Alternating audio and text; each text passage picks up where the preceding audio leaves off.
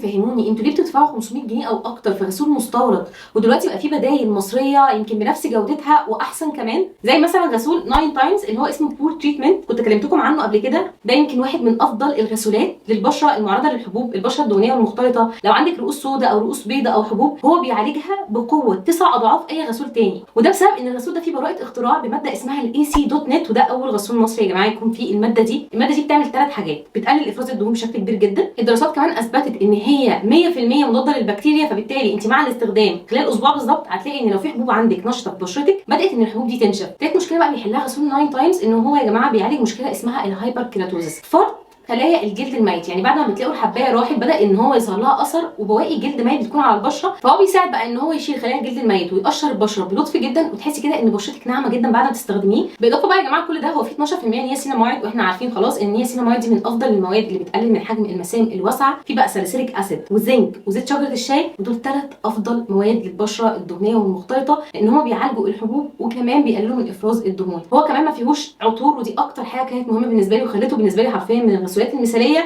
اهم حاجه ان انتوا تستخدموا الغسول بطريقه صح، عشان ما قلت لكم بتسيبوه لمده 60 ثانيه على البشره عشان تلحق المواد الفعاله ان هي تمتص ونلاقي منها افضل نتيجه. وقصاد ده يا جماعه كل المميزات دي، الغسول حجمه كبير جدا 200 مللي، بيقعد معاكي وقت طويل جدا جدا، وسعره اقل بكتير جدا من الغسولات المستورده.